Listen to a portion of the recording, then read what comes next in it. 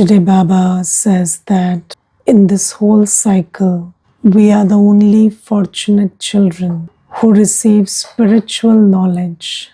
And Baba says that in all of 5,000 years, Baba comes only at the confluence age and gives spiritual knowledge. And even in the confluence age, only we Brahmins have the fortune of receiving the spiritual knowledge. Now you see that in the world, in all corners of the world, these days, people are called spiritual gurus and they are giving some kind of knowledge or the other. They are speaking something or the other. And then Baba says all of that is not spiritual knowledge. Only Baba gives spiritual knowledge. Now, why does Baba say like that? Because you see, when you listen to any guru, any thinker, they are also talking a lot of sense many times. And yesterday I was talking to a brother and he was not in Gyan, so he had come for the third or fourth time yesterday, and he was just telling me that, he was talking about some guru and he was saying that, I received a lot of knowledge from that guru. So I said, what knowledge did you receive? So he said that I received the knowledge that ego is the problem. And we need to be egoless. So I said, okay, and how do you do that? So he said, just believe that you're nothing and no one. So you must know that you're just, a speck of dust, or you are nobody. And when you know that you are a nobody, then, all your ego will fall off. So I said, have you ever heard in the world that something is defined in the negative? So, something positive cannot have a negative definition. So how do you say that, your state is egoless? What is the positive definition of your state? Who are you? You are not your ego, that's fine. But who are you? And he said, I'm nothing and nobody. I said, no, that's not a definition. So I am not this and not that is not defining me. Who am I? How do you define yourself? So I said, I don't know. So I said, that's why, Baba says, only I give you spiritual knowledge. And everybody will tell you, you are not this, you are not that. I've seen people meditating also with this thought, I'm not the body, I'm not the mind, I'm not the matters of the world. But that's fine, you're not all of that. But who are you? And nobody tells you who you are. And Baba says, I give you spiritual knowledge. And the first and spiritual knowledge, the definition of spiritual knowledge is the knowledge that you are a soul. The knowledge of who you really are is spiritual knowledge. And in the last 2,500 years, many people have described who we are not or what we shouldn't do, but who we are and how do we go back to being who we really are? How do we go back to the essence, to the truth of our existence? That nobody tells you. So everybody will say, in this world, if you do good, then bad things happen, and then you have to take the truth with a pinch of salt and this and that. Okay, All that is an accurate description of Kali Yuga. But the description of Kali Yuga is not knowledge. The description of what's going on is not knowledge. The description of what do I do to go back to that world of happiness is knowledge. So that knowledge only Baba gives us. The knowledge of who I am and the knowledge of how do I again go back to who I really am. And who am I? So Baba says, you are a conscient being of light. You are a thinking, experiencing being of light. And your quality is knowledge, purity, peace, love, happiness, bliss, and power. So Baba says, keep going back to who you are and your qualities. And Baba says, you have a mind, you have an intellect, you have a sanskar, but you are the master. You are the one who has authority over his mind, intellect, and sanskar. You are the Swaraj Adhikari, the self-sovereign. So Baba gives us a very clear understanding of our abilities, our powers, our virtues, our potential, and reminds us that you are not a slave of your mind, intellect, and sanskar. You are the master.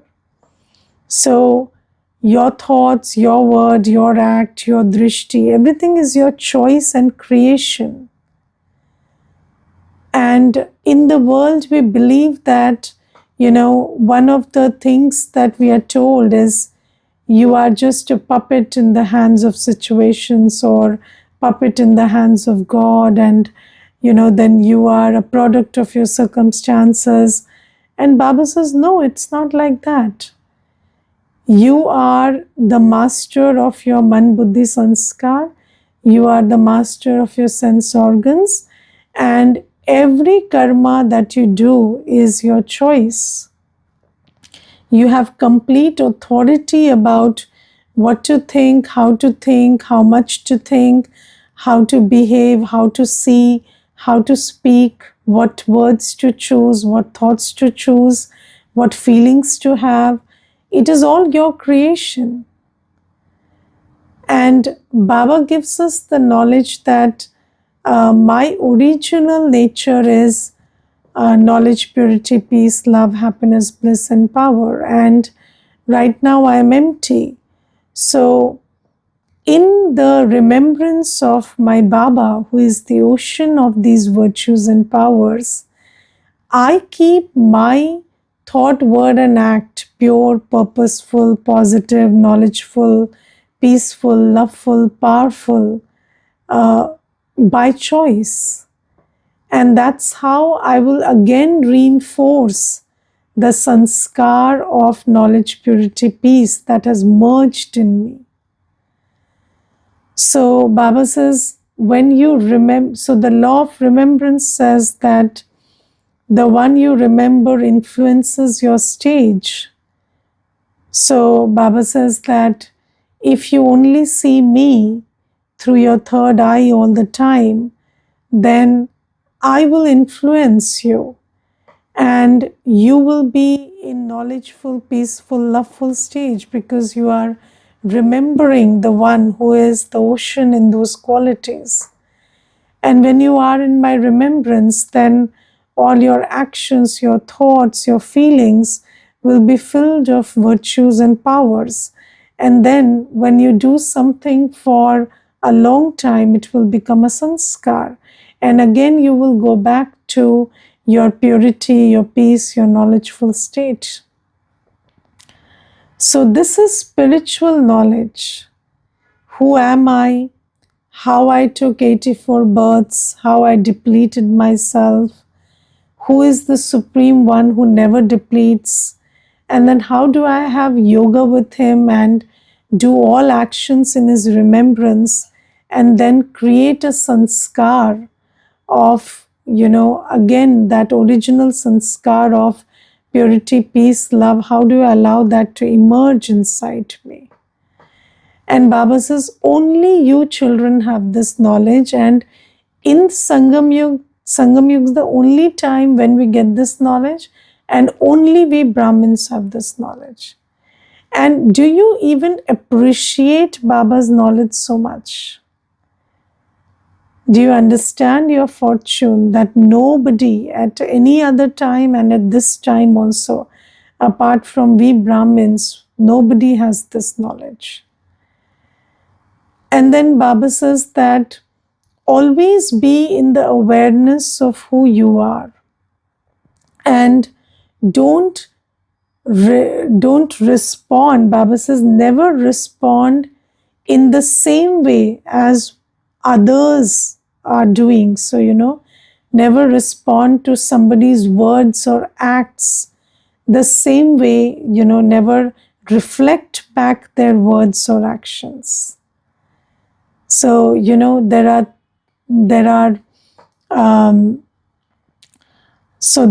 are three things you do with words and actions that come your way. The most body conscious way is reflected back. So when you are body conscious, what do? Somebody humiliates you, you humiliate them. Somebody shouts at you, you shout at them. Somebody misbehaves with you, you misbehave with them. So you are like a mirror. You don't have anything of your own.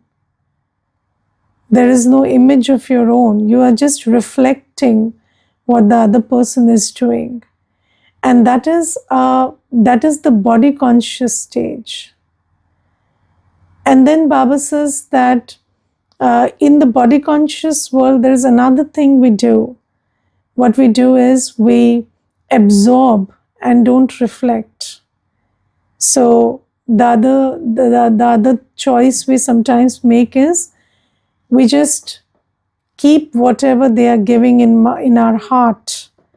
And that is precisely what we call dukh lena, or taking sorrow.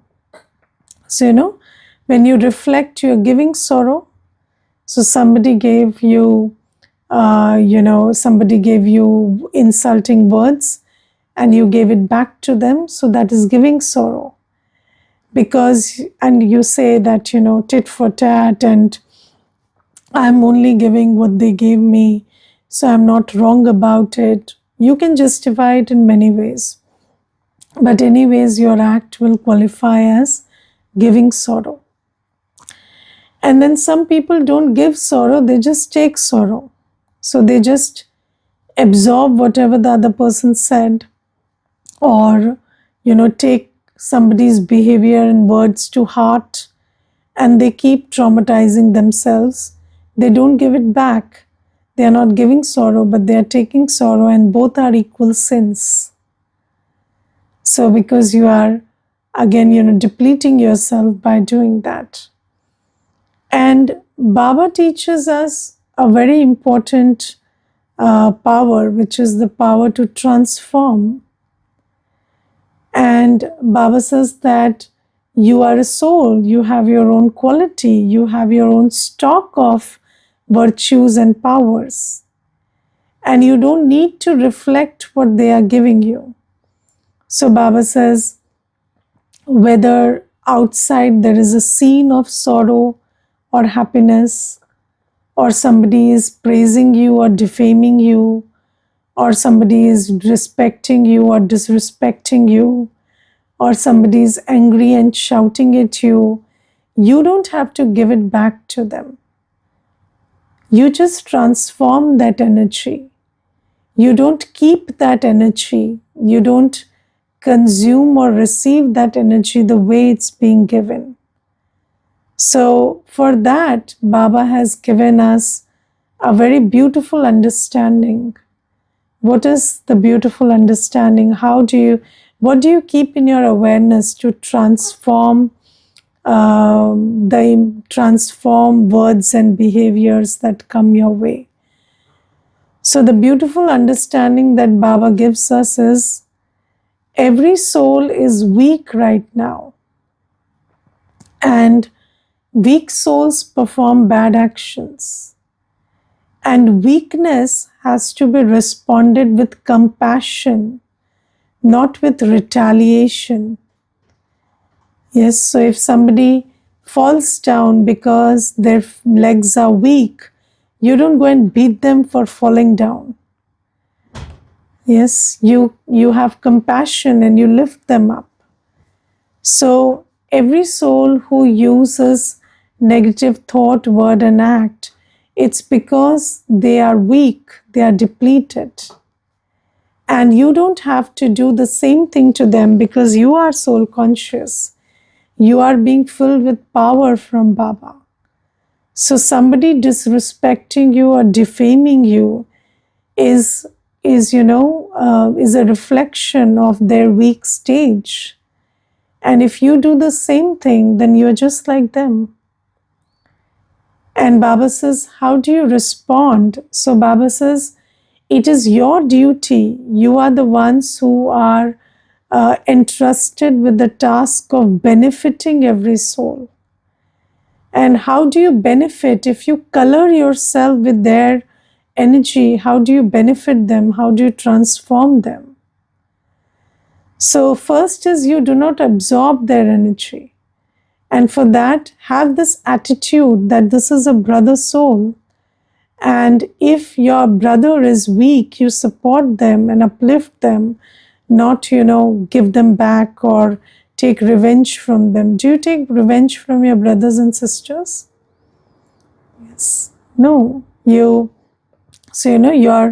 I remember there was this one Kanya and she told me that, Didi, my brother, these days he has learned swear words.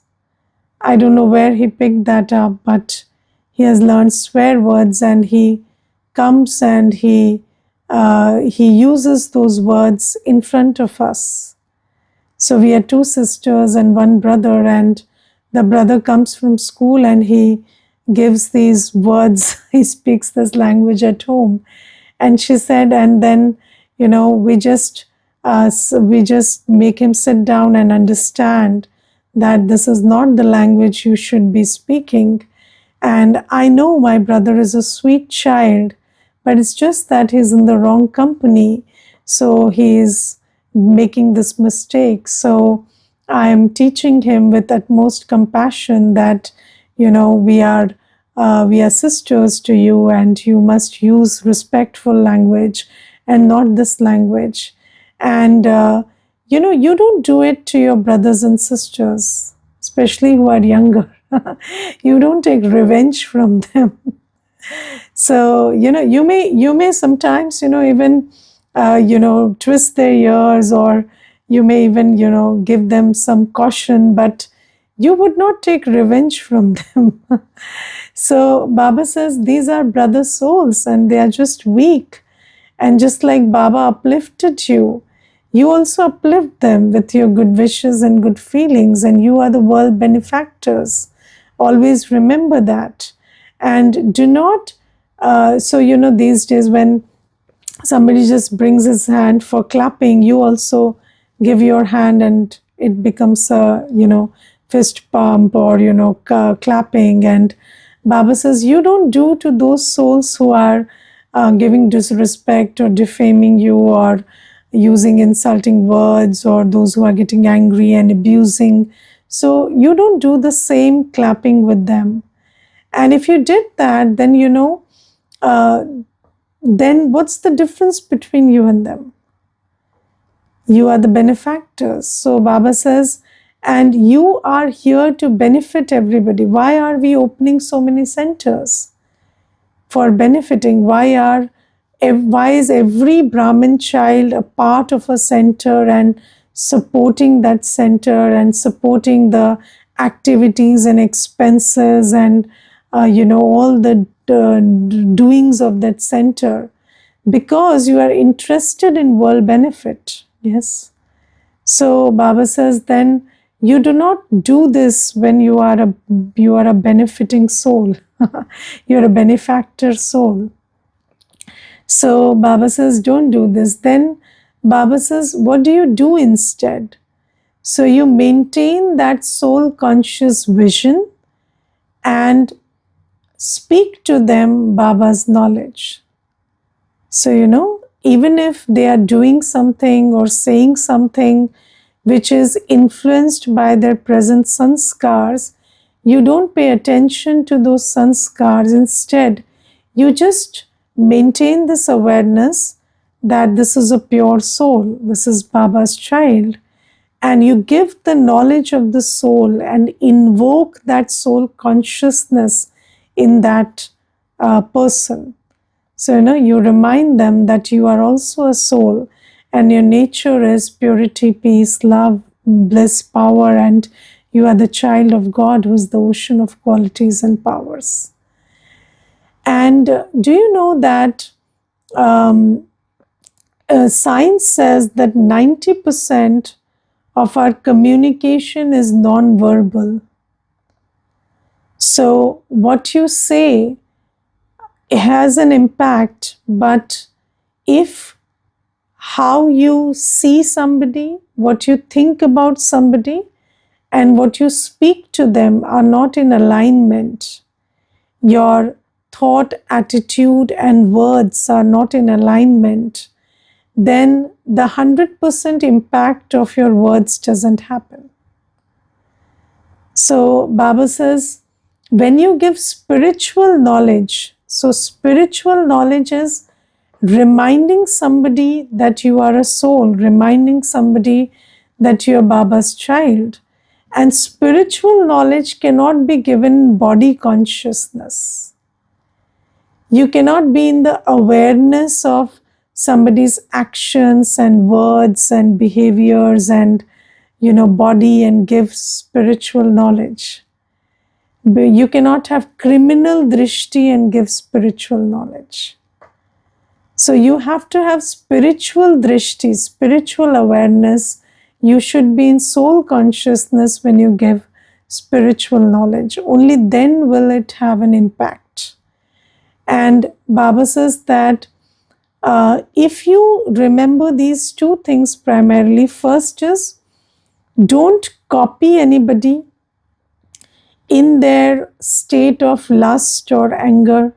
So it's not just about anger. Let's say somebody has an impure vision on you, and you understand that, there are ways in which you can figure out that this person has impure drishti or criminal thoughts or criminal intentions, and they are thinking in a criminal way.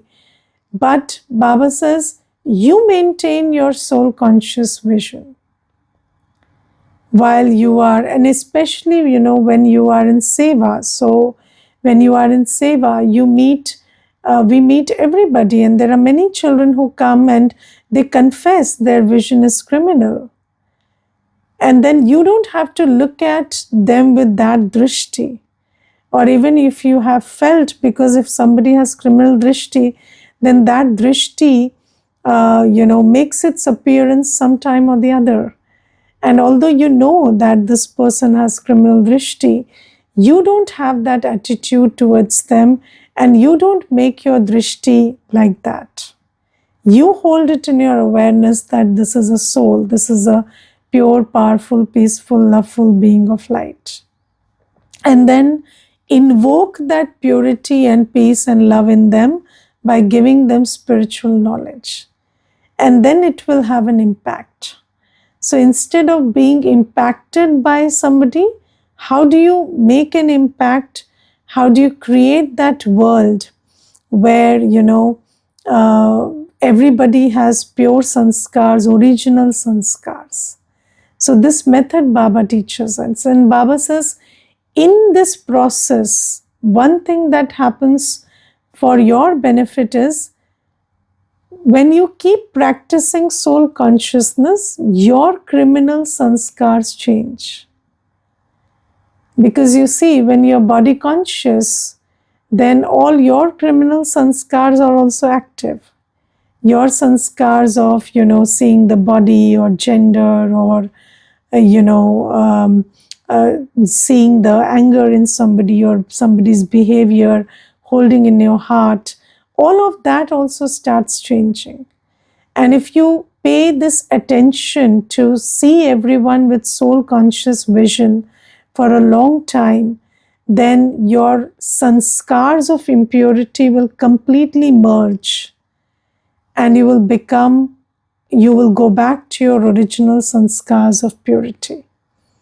So this is something that Baba is asking us to do. And Baba says, in this world, everything requires effort. You don't achieve anything without making any effort. But effort is not always physical. So, when we think about effort, we always thought about physical effort. Yes, so getting up early or eating pure food or going barefoot to the temples, or even bhakti in religion also, we think about physical efforts. There are bhagats who stood on one leg and just had a lot of tapasya before they could have visions of God. So we always think about effort as physical effort. But Baba says spiritual knowledge teaches you spiritual effort. And what qualifies as effort? Effort is qualified by constant attention. So when we say you have to make effort for something, effort means you have to pay constant attention to something. And in the world, there is only physical effort, but here Baba says, make the spiritual effort to remember who you really are, to get in touch with your original qualities, stay in the awareness of who you are, what your qualities are, whose child you are, and maintaining that soul conscious vision for everyone and bringing them also into spiritual awareness. That is the effort you have to keep making. And in this world, when people make effort, they don't always make effort for themselves. So, an employee who makes effort in an office makes effort for the boss. Yes, because the boss reaps the profit of the hard work of the employee. The employee lives like an employee, dies like an employee. But it is the effort that he makes, and the fruit is borne by the boss. But so this is the thing about physical effort.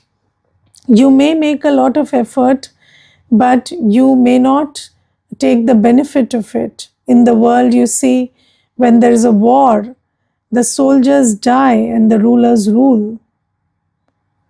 Yes, so the soldiers make the effort and the rulers, they rule. The soldiers don't rule. Yes, they are dead when the independence comes or, the war is won. But Baba says, here, when you make spiritual effort, every little return of that effort comes to your account. You are the one who will take the full benefit of that effort. So this is the effort you're making for yourself. Nobody can take it away from you. You will, for 21 births to come and the whole cycle to come, you are the one who will reap the benefit of this effort. So make this effort to be soul conscious and have soul conscious vision and give everyone the knowledge of the soul. And this effort and the return of this will accrue to you.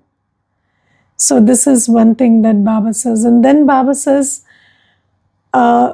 discern for yourself, gauge for yourself whether what Baba is saying is right, and then whether it is useful. Yes, so Baba says, don't just listen to what Baba says, but also keep discerning whether it makes sense to you, whether you think it is right, and whether you think it is useful. And I will tell you one thing. So, when we engage in actions in the body conscious world, we are very fixated with, this is true and this is false. Yes, so if somebody did something wrong or engaged in some action which was corrupt or anything, then you don't shy away from spreading that, spreading information about that action the person did, and you say that anyways what I'm saying is true. But is your action benefiting anybody? Yes. Is your action really right? Because what is right and what is wrong? Right is something that brings benefit to me and others. Right is something that uplifts me and others. And wrong is something that depletes me and others. It may be true, it may be the truth of the time, but thinking about it, discussing it, speaking about it, or acting out of it, is it uplifting me and uplifting others? Or is it depleting me and depleting others? And that is why Baba says, you live in Kali Yuga, and Kali Yuga is the truth. But don't think about Kali Yuga, don't think about Kali Yugi actions, don't think about the behaviors and words of anybody, because they are all coming from a place of impurity. And if you think about it, discuss it, or just spread that information, that's not going to benefit you or anybody else. And Baba says, just churn this. Whatever Baba is telling you, is it benefiting you? And when you just have this yardstick that I engage in thought, word, and act that uplifts me, benefits me. And when you take this yardstick, and then you have great interest in sharing knowledge with others, because you understand that it will benefit them. You have realized that knowledge is true and it is beneficial. And when you have this faith that something is beneficial for somebody, you don't hesitate in describing it. Yes, if somebody has found a cure for some disease, so they will rush and tell everybody, because they have benefited out of it. So similarly, you will have great interest in sharing this knowledge if you really taste how beneficial it is, how uplifting it is for you. So Baba says, have this also in your churn over this, whether how much when knowledge is beneficial. And I will tell you one episode linked to this. So when I came into Gyan, Santosh Bhai was also already into Gyan. So I asked him, do you know that this is the truth? So he said, I don't know. So I said, why do you follow this?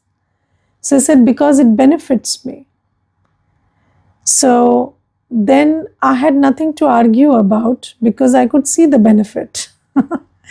And if he had told me this is the truth, then I would have argued about it. That how did you know this is the truth, and how do you know other things are not true? But he just said, I don't know whether this is the truth, but it has benefited me and it is benefiting me, so I'm doing it. So then I took that and I also experimented, and I also figured out that yes, this is improvement. And then I came to a place in my journey where I had faith that this is the truth. And then again I asked him, So you don't have faith that this is the truth? So I said, I have faith from day one. So then I said, why didn't you tell me that day I asked you, do you have faith or not? He said, because you would have argued with me, and these things can't be, argued out. So I told you what could be an obvious, sign of this being the truth, that it is beneficial. And you see, it worked. So I said, yes, it worked, of course. So you see, Baba says that always know that the truth should benefit you. And right and wrong are dictated by what benefits you, what uplifts you, and what depletes you. And if you take this yardstick and explain like this, then other souls will also get it. Okay, Om Shanti. Anybody wants to share anything, please do.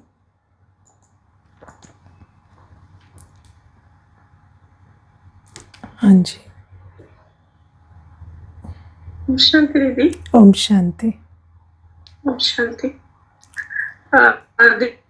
Today Baba is saying that we have to practice soul consciousness. We have to be in the awareness of soul consciousness while giving this knowledge. And he speaks about that body consciousness is it is first reflected that we are responding in the same way like others are responding to us, and second is we are absorbing it. That is a form of we are taking sorrow, dukh le rahe hain. And the third thing that Baba is teaching, that the power to transform, and whether whatever maybe the scene, whether it is happiness, sorrow, or whether there is fame or defamation, or whether someone is angry or shouting at us, we should not consume it. We should stay silently, and we should not respond in the same way, because Baba has given us the knowledge that every soul, like every soul in Kali Yuga is a weak soul, and weak soul performs bad actions, and we have to communicate that through compassion and not through retaliation. And we also have to keep in our awareness that he is a brother soul, and we don't take revenge from our brothers or sisters. And we are world benefactors. And what you said is that in the end, that what is right, that will uplift me and others, and what is wrong, that will simultaneously it will deplete me and others also. Yes. So I have to keep that in my mind. Thank you. Thank you, Om Shanti. Om Shanti, Didi. Om Shanti. From today's class, I would like to share this point that Baba is telling, that to make spiritual effort. Spiritual effort is the remand of this path. And what is spiritual effort? It is constant attention. And constant attention, while even if we are giving Gyan, the constant attention of that, it is my soul brother. So otherwise, whatever we say, it will not have a impact as we want it to have.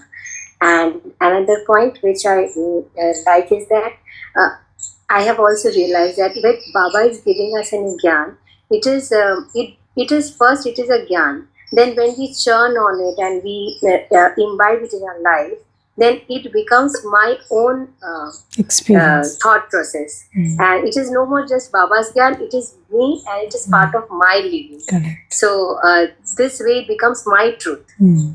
So this is also something which I liked. Thank you. Of course. Om Shanti. Hanji. Hanji Dev Bhai. Om Shanti, Didi. Om Shanti. Didi, I just want to add to Amrita Band's thoughts. So I have a question also. So basically, what I have learned is in today's Murli is that we should not absorb what the person in front of you is. If in some vikar he is doing that, it may be anger. So recently, what I've faced, I'm just sharing that. So I had some conflicting thought what my boss had what he was following. So I just put it in front of him in form of a discussion. He took it as an argument, and in the we have an open office culture. So he started raising his voice to so that that should be followed by me. So in that case, I was not absorbing the energy. I was just keeping calm and trying to explain him that this is what my point of view is. But if you are not accepting, that is okay, and I'm not accepting your point of view. So to make me accept that, he started raising his voice. That is, I think, what we follow. We usually leaders follow to make to make the juniors make that in their mind, and to make them follow that. But in such case where we have an open office culture, a time will come which I feel that my patience will lose and I will react to it. I don't know how to. Yes. So in that case, if in front of you there is some lady officer, we call officers male officer, female lady officers. In that case, if the lady officer is in front of you, then public will feel definitely the male officer is wrong.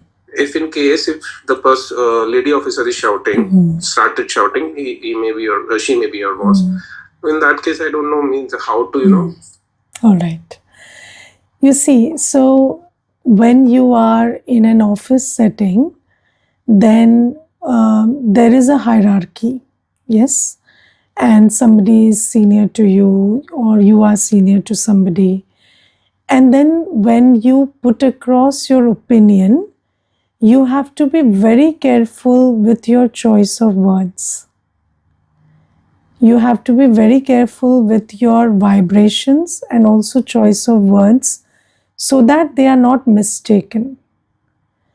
Because when that is, so Baba talks about regard in the Murli also. And regard means, according to the law of karma, everybody is positioned in the Lokik world or in this, in the system of the BKs, we are positioned differently. And we have to pay attention to that hierarchy. And when we even when you're saying something that's right according to you, or something that's helpful to the organization according to you, you have to be very, very polite, extra polite. You have to pay attention to that. And you have to put across your point, but you must know that सांप भी मर जाए और लाठी भी ना टूटे. So you do not break the stick while killing the snake. You have to kill the snake and not break the stick. And that is a skill you have to learn. That you give your opinion, but you don't ruffle anybody's ego. And when you see that somebody's ego is ruffled, then don't go into further, don't make it more tensed by saying that, okay, your opinion, my opinion. No, you say that, okay, maybe I was taken differently, but you are the boss, and of course it's your decision. And I agree with you. Because, this is, we are not in a setting where we are all equals. So when we are in a hierarchy, these things have to be paid attention to. And this is also part of karma. Yes, because they are there because of their past karma. And then when you rise above, so when you do this karma, then you will be in a certain position one day where you will be calling the shots. And then your opinion will matter. And then you make the choices you want to make the decisions you want to make. But until then, you have to respect this hierarchy. And this is, and if you ruffle many feathers, then by the time you reach the top, you have many enemies. And then you can't even do the work you can do in that position because you've created many enemies. Yes, so everything has to be very thought about. And if somebody has, somebody has taken it as an ego issue, then just be polite and make amends. Don't go into further making it worse. That is what is a wise thing to do in this situation. Okay. Om Shanti.